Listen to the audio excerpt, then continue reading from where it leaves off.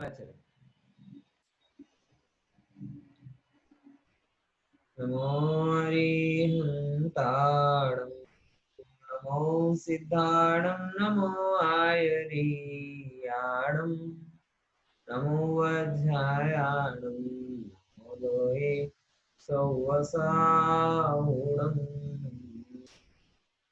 मोक्षमार्गस्य नेतारं वितारं कर्मभूरताम् ज्ञातारं विश्वतत्त्वानां वन्दे तद्गुणलम्।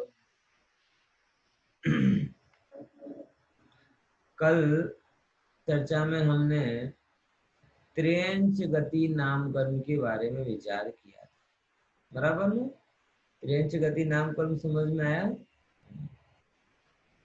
आज हमको देव गति और मनुष्य गति, सॉरी, देव गति और नरक गति नामकरण के बारे में थोड़ा विचार करना है। मैंने आपको पहले भी बताया था, ये विषय मुझे ऐसा है कि जिसे मैं कई दिनों तक बहुत दुविधा मेरे अंदर में रही थी। इन दोनों के बीच में अंतर क्या है, गति नामकरण क्या भला होती है। और ये दुविधा तकरीबन तब तक रही मेरे अंदर में जब तक मैंने इस भाव दीपिका ग्रंथ का स्वाध्याय नहीं किया। और कल भी मैंने कहा था कि ये भाव दीपिका ग्रंथ करने के बाद में ही मेरे ये जो क्लियर हुआ कि गति नाम कर्म और जाति नाम कर्म में क्या अंतर होता है, गति और जाति नाम कर्म में क्या अंतर होता है। इसीलिए मैं तत्वार सूत्र में थोड़ा विस्तृत होने का की खतरा होने पर भी मैं आप लोगों के सामने ये भाव दीपिका ग्रंथ के आधार से अलग अलग गति नामकरण के बारे में चर्चा कर रहा हूँ। कोशिश ये करता हूँ कि एक दिन में एक या दो पूरे हो जाएं, क्योंकि बहुत लंबा विस्तार करने का भी फिर अवकाश नहीं होता है। इसीलिए यहाँ पर ये सारे प्रयास मेरे चल रहे हैं, बराबर। भावदीप का ग्रंथ है। भावदीपिका का औदैक भाव वाला अधिकार है, और औदैक भाव के अधिकार में ये अगर किसी को तक वो इच्छा हो तो ये ग्रंथ की पीडीएफ में शेयर भी कर दूंगा। हाँ, तो आप उसमें से भी एक बार आगे क्या कहते हैं, टैली कर सकते हैं। त्रियंच गति का हमने पढ़ा था। अब नरक गति कब नाम कर्म किसे कहते हैं, वो बात अपन विचार करें। त्रियंच गति में कोई प्रश्न हो तो पूछो। है कोई प्रश्न? सरस। संभवतः तो होते ही नहीं है, और दीपचंद जी ने बड़े विस्तार से समझा के भी लिख दिया है, इसलिए और दूसरे रूप में भी होने का प्रश्न नहीं। देखो, अब नरक गति भाव कहिए हैं, बराबर। किसकी चर्चा आ रही है? वो अपनी नाम कर्म में भी नरक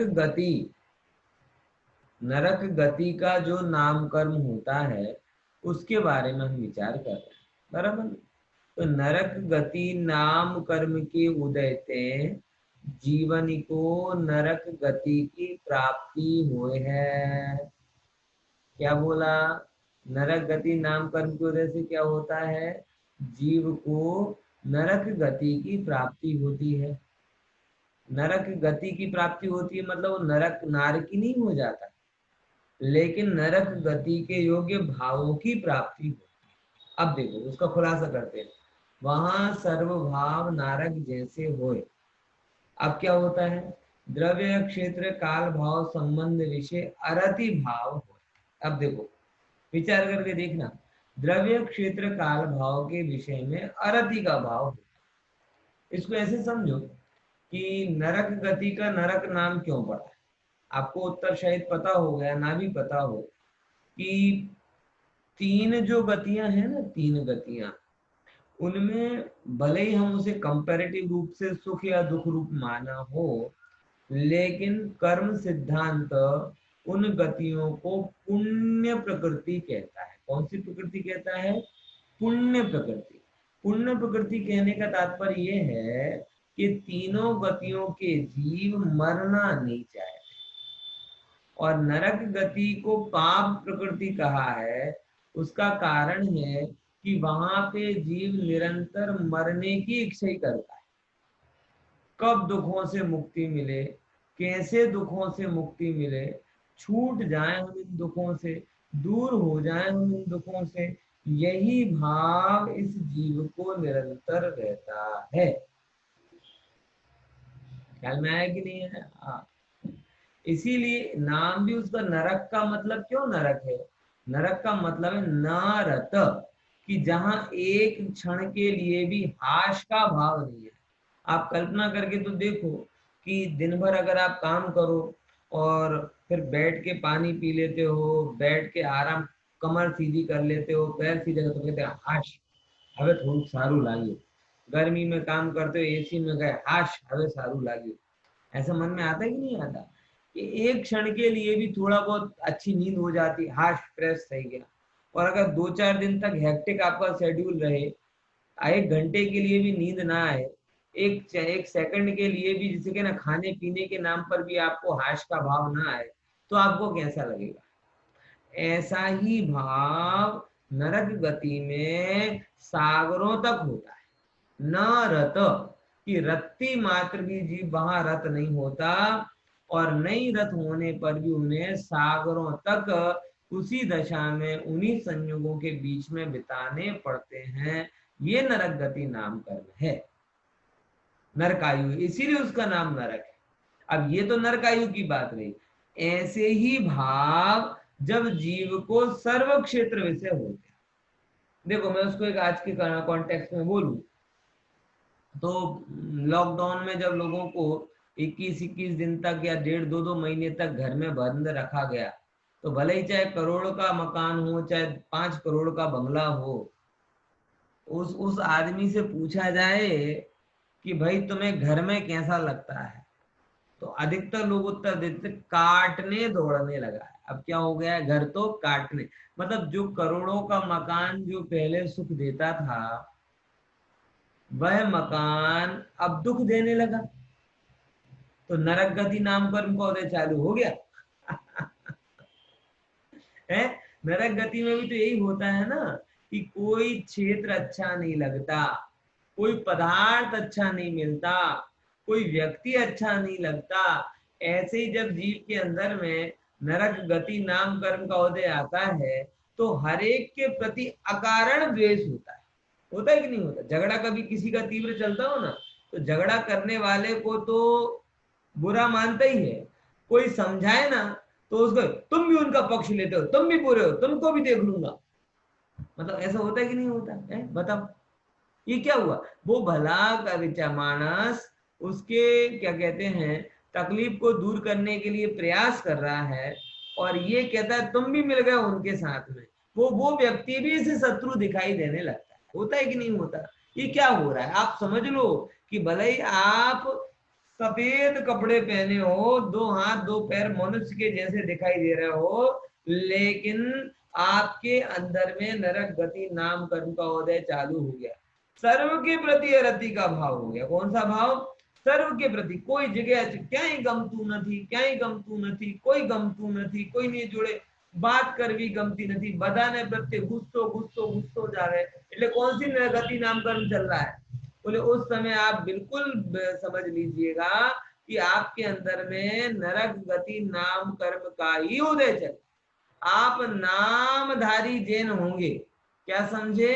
नामधारी जैन होंगे, नामधारी मनुष्य होंगे, लेकिन कर्म तो आपको नारकी कह रहा। बात समझने की कोशिश कीजिए, तह तक जाइए, गंभीरता से समझिए इस बात को कि ऐसा क्यों हो रहा है, ऐसा क्यों हो रहा है कि जिसके कारण जो हमारे प्रिय हैं वही हमें अप्रिय लगने लगे। बताओ, होता है कि नहीं होता? जिस करोड़ों खर्च करके मकान लिया वही अप्रिय लगने लगा। जो वस्तु बहुत अच्छी लगती थी એ જમવામાં ગમતું નથી। એટલે બધી જગ્યા બધી વસ્તુઓમાં અરતિનો ભાવ કેમ થાય છે? એના પ્રત્યે સમભાવ કે પ્રેમ ભાવ કે समता भाव કેમ થતો નથી? बोले जब अंदर में नरक गति नाम कर्म का विषय होता है, तो द्रव्य क्षेत्र काल भाव कैसे भी हो, सब प्रकार से सबके प्रति अरति का ही भाव हो जाता है। बराबर। इसलिए हे मनुष्यों, भाव से भी मनुष्य रहना। बात समझ, भगवान नहीं बन पाओ तो नहीं बन पाओ, भगवान के जैसे शुद्ध भाव नहीं रख पाओ तो नहीं रख पाओ, लेकिन कम से कम मनुष्य पर्याय के योग्य प्रसन्न भाव जरूर रखना। और क्रोध आदि कषाय ये इस चीज की सबसे बड़ी शत्रु। जब और नरक गति में क्रोध की मुख्यता रहती भी, आपको पता भी होगा, और अधिकतर ऐसी हालत हमको अंदर के उद्वेग के समय होती। एक के प्रति क्रोध आया, परिवार के एक व्यक्ति के प्रति क्रोध आया, उसका पूरा परिवार शत्रु लगने लगता है। किसी समाज, किसी जाति, किसी धर्म के एक व्यक्ति के प्रति गुस्सा आया, ये लोगों तो आवाज हो, या लोगों तो आवाज हो, मतलब पूरी जाति के प्रति क्रोध आता। बोलो, ये क्रोध है कि जो एक का अनंत होने में एक क्षण का देर नहीं लगाता। एक व्यक्ति के प्रति क्रोध आया, मतलब फिर उसके लाख गुण पड़े हो ना, वो नहीं दिखाई देंगे आपको, एक अवगुण इतना दिखाई देगा, बस उसी का विचार करते जाओगे, और आप उसको इतना ज्यादा विचार कर लोगे, इतना ज्यादा विचार कर लोगे कि उसके अंदर में पड़ा हुआ फिर एक भी गुण आपको नहीं दिखाई देगा, और आप उसके प्रति बैर भाव धारण करके ही अनंत कर्मों को बांध लोगे। इसीलिए मैं आप सब लोगों को कहता हूं, कोई जब कषाय आपको एक जगह टिकने की बात, देखो कषाय का टिकना और ज्ञान का टिकना दोनों बहुत अंतर है, समझना। ज्ञान जब टिक जाता है तो मुक्ति का द्वार बन जाता है, और कषाय एक जगह पर टिक जाए तो संसार का द्वार बन जाती है। आप समझ लेना, ख्याल में आया कि नहीं आया? विचार लेना ऐसी जगह पर। एक जगह अगर ज्ञान रुक गया तो ध्यान हो गया, वो मुक्ति का द्वार बन गया, और कषाय एक व्यक्ति पर फोकस हो गई, एक व्यक्ति के प्रति आपको दुर्भाव आया, आप पूरे दिन भर उसी के बारे में सोचते जा रहे हैं, सोचते जा रहे हैं, सोचते जा रहे हैं। विश्वास कीजिएगा कि वो अगर भगवान के जैसा भी अच्छा आदमी होगा ना, तो भी आप नकारात्मक रूप से उसके बारे में सोचते जाएंगे, सोचते जाएंगे, सोचते जाएंगे, तो व्यक्ति आपको शत्रु दिखाई देने लगे। पॉइंट समझ में आ रहा है कि नहीं आ रहा? तो कसायों को टिकने मत दो, कसायों को जमने मत दो, कषायों से दूर जाने का मौका खोजो, उसको रोग जानो, उसको दूर करने का उपाय करो। मैंने बहुत देखा है व्यक्ति, खासकर मैं एक पॉइंट आपके लिए हाईलाइट कर रहा हूं जो मुमुक्षु समाज के लिए अभी शुरुआती खतरा है, मैं चाहता हूं आगे बढ़े ना। जातिवाद का खतरा, मुमुक्षु समाज में जातिवाद का खतरा। मतलब क्या हो रहा है, आप समझ रहे हो मेरी बात को? मैं इस चीज को काफी दिनों से फील कर रहा हूं कि एक अपन सब मुमुक्षु हैं, गुरुदेव ने सारे जाति पंथ संप्रदाय सबको दूर करके हमें एक आत्मार्थी की नई जाति में डाल दिया।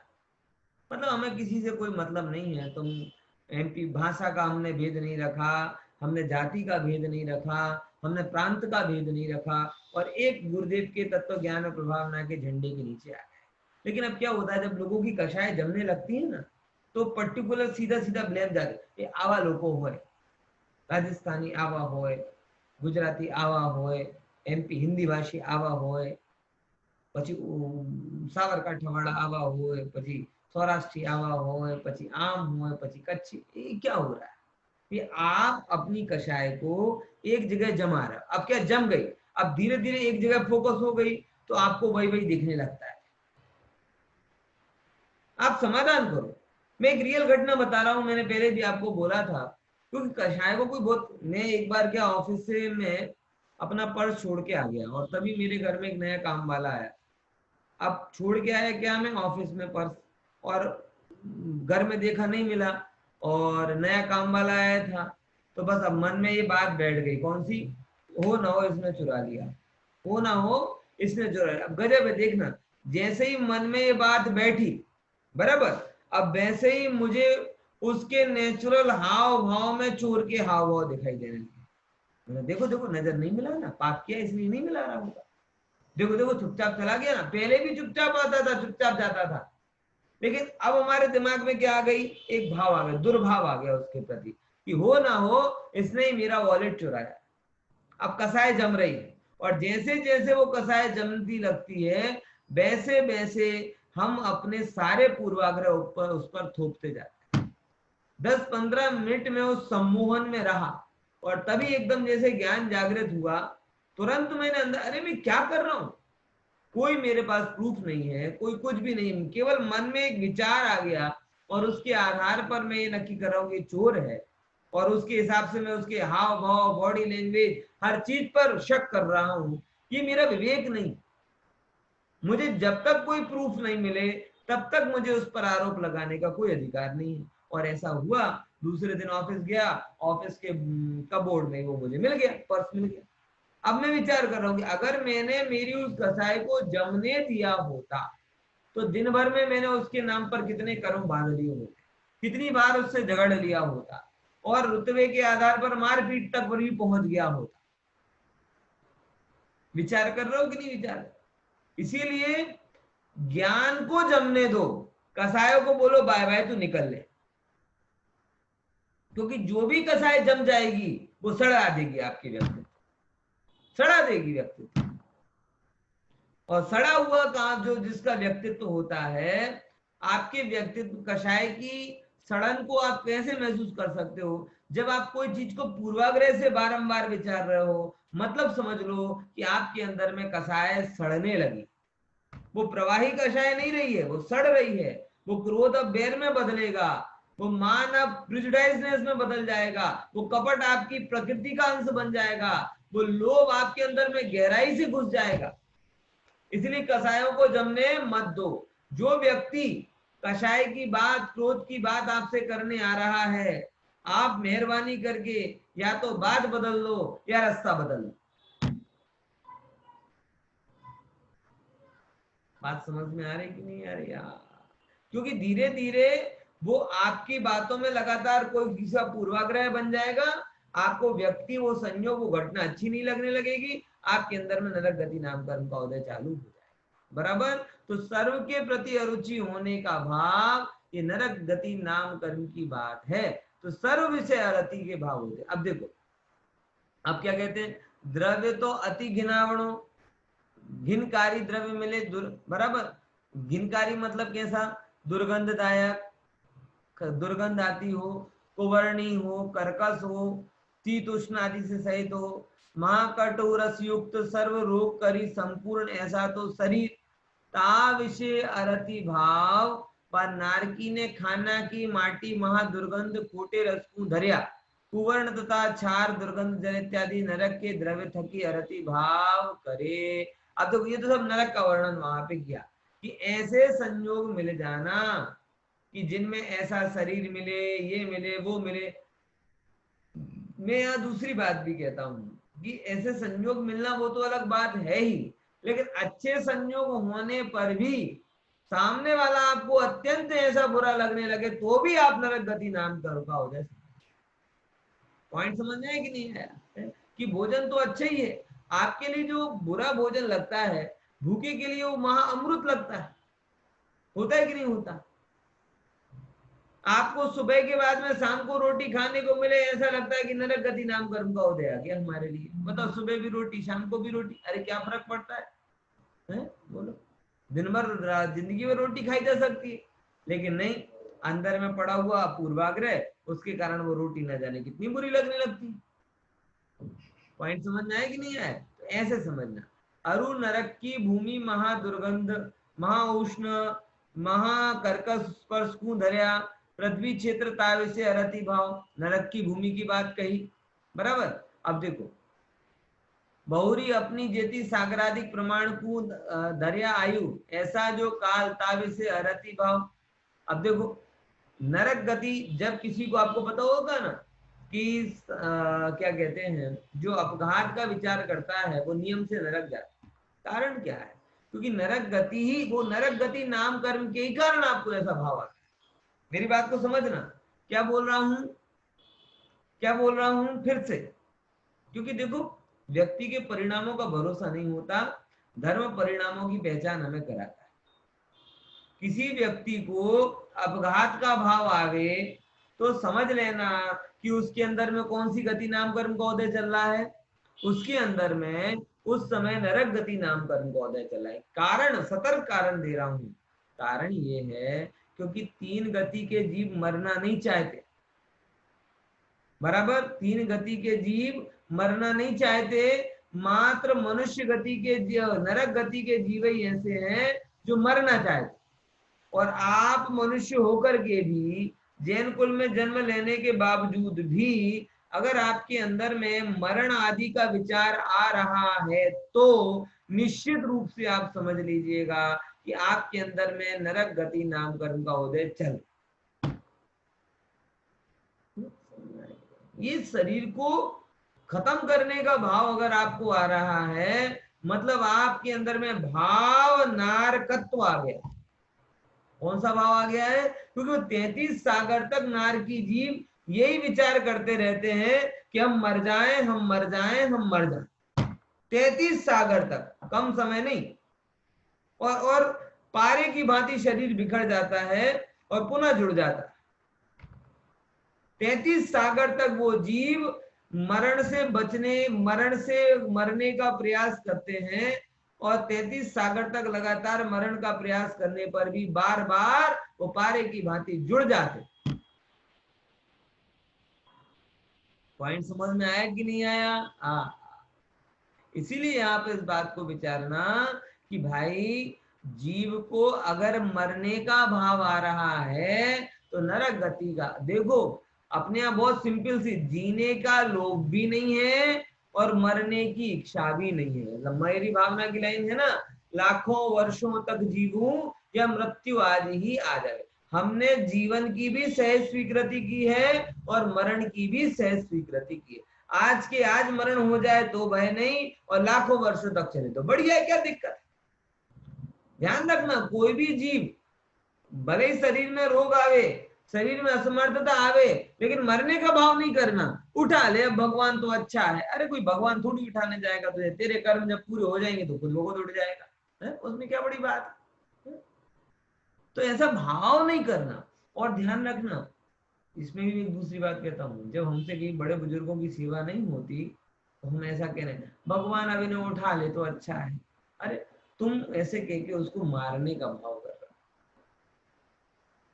बराबर ऐसे परिणाम। खैर मैं इस पर कभी बाद में चर्चा करूंगा, लेकिन समझ में आया ना संक्षेप में।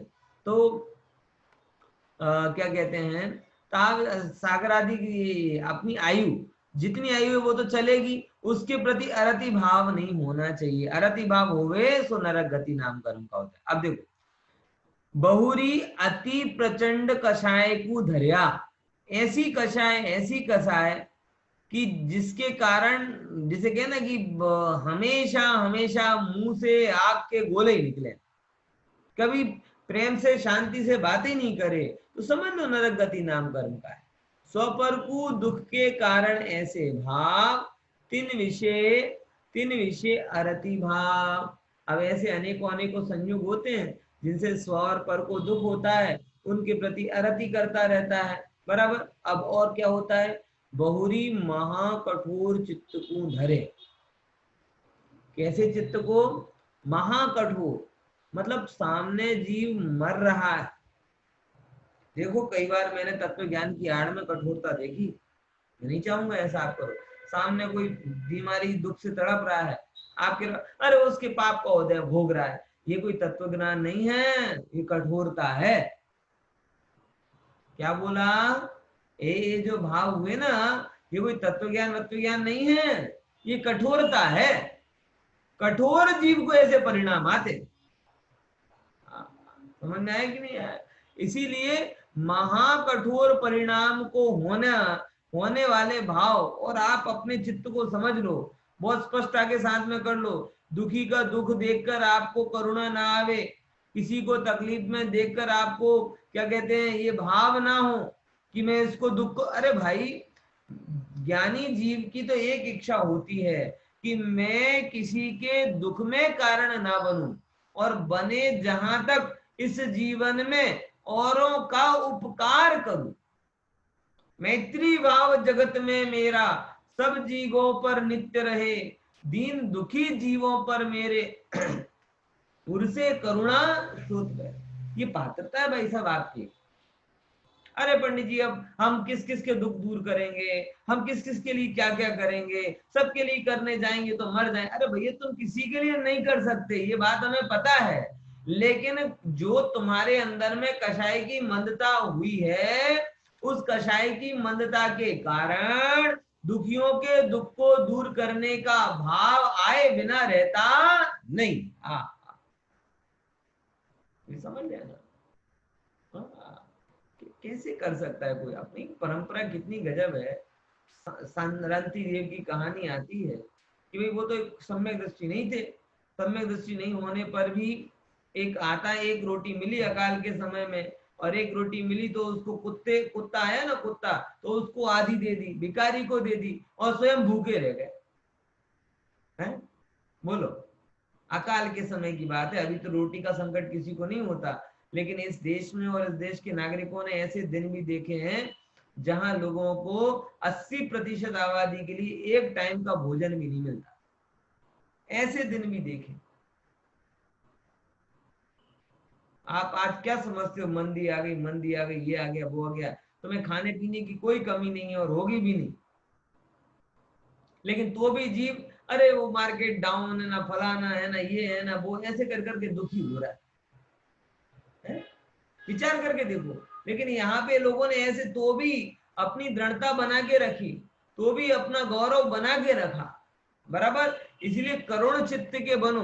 करुण कठोरता दोष है, कोमलता दोष नहीं है। इस बात पर ध्यान रखना है ना। देखो इसलिए महाकठोर परिणाम वाले नरक गति नाम कर्म के उदय वाले होते हैं, है ना। अब आगे देखो, नरक जाति नाम करेंगे, सॉरी नरक गति नहीं। अभी दुर्जन दया रहित मार मार करते अनेक प्रकार के दुख के देनहारे, सज्जनता रहित ऐसे नारकनीसो संबंध, तीन विषय भाव, ऐसे 5 स्थानक विषय अरति का भाव। देखो क्या कहते हैं, बहुत सारी ऊपर बातें बताई, उनमें समझ लेना। सदा परस्पर लड़ने मारने का भाव, ये देखो, ये बहुत खतरनाक भाव है। बहुत सारे लोग ऐसे होते हैं जो सुबह से ही, मैं एक जगह पे घर पे गया किसी के, उनके घर में सुबह से ही बच्चे भी ऐसे, कौन सा खेल देख रहे साहब? WWE वाला, पबजी, पबजी, हाँ ये समझ लो, ये पबजी खेल। ये अंदर में जो इनको भाव नारकी हो गए ना, भाव नारकी, उन सब भाव नारकियों को मरने मारने की बहुत इच्छा होती है।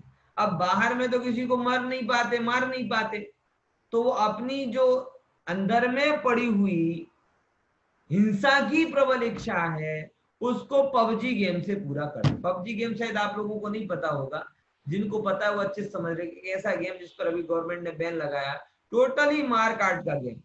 और उसमें दृश्य भी ऐसे बताया कि आप लिटरली किसी को घूसा मारो तो खून उछलता हुआ दिखाई दे।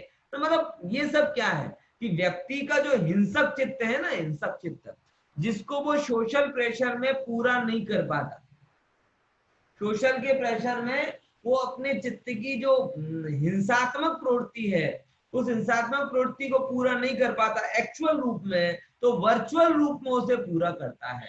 तो ये जब भी आपको ऐसे भाव हो WWE देखने का, बराबर, पबजी गेम खेलने का, तो आप समझ लो कि आपके अंदर में नरक गति नाम कर्म का उदय चल।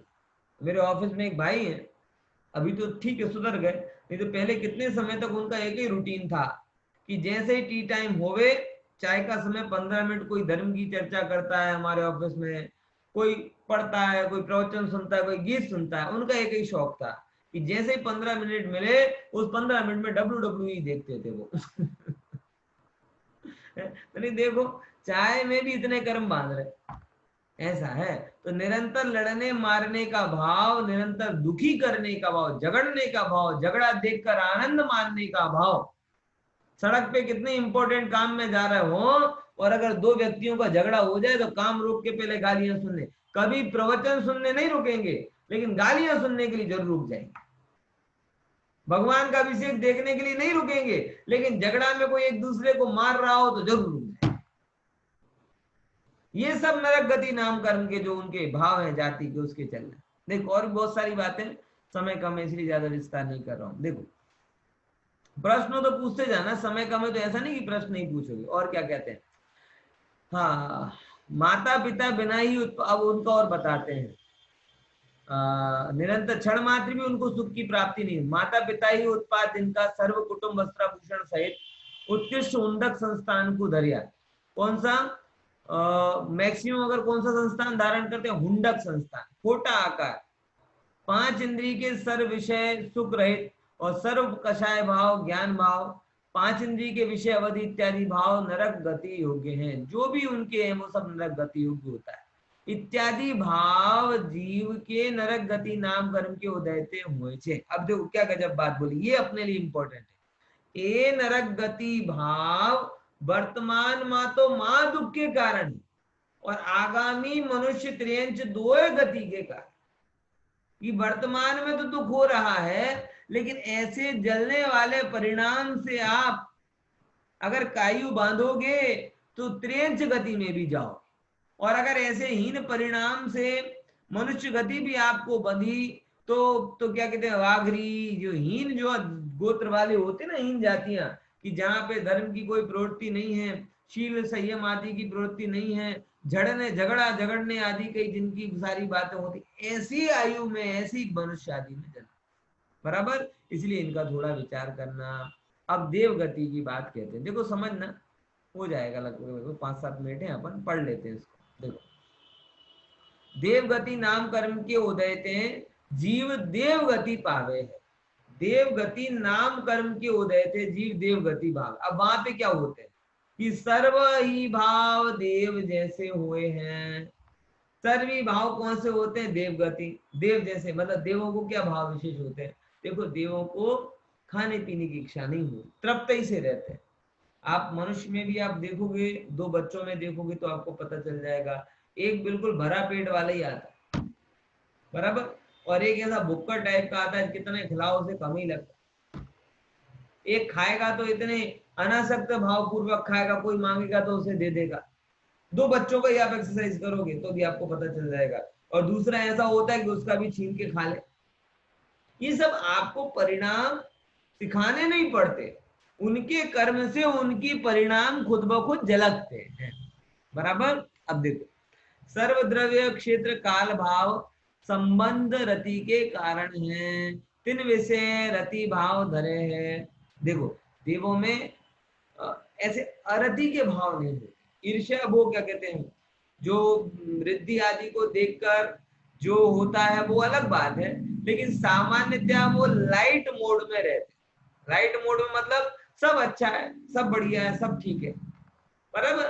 तो सर्वदेव आपको भी आप समझ लो, कोरोना आया, घर में रहे, बढ़िया स्वाध्याय करने का मौका मिलेगा। दुकान पे क्या, चलो अच्छा है, खुल गया, कुछ 2-4 पैसे कमा लेंगे। वापस घर में आए, चलो शांति मिल गई। मतलब सर्वत्र अनुकूलता का भाव, ये गजब है। सच बता रहा हूं, जीवन जीने की सबसे बड़ी कला है कि प्रतिकूलताओं के बीच में भी अनुकूलता के प्रसंग खोज लेना। देखो, मैं एक छोटा सा एग्जांपल दे रहा हूं मेरे रियल। जब आपका अहम भाव नहीं होता तो आप हर चीज में आनंद खोज लेते हो। क्या हुआ कि मैं एक दिन मेरी टेबल के पास खड़ा हुआ था, और टेबल के पास खड़ा होकर मेरे पास में छोटे छोटे सेल की बैटरीज थी, 4 बैटरी छोटी छोटी, बराबर। तो अब वेदांश को एक खेल आया। कौन सा खेल आया? कि वो बैटरी उठा के मेरे हाथ में दे रहा, बराबर।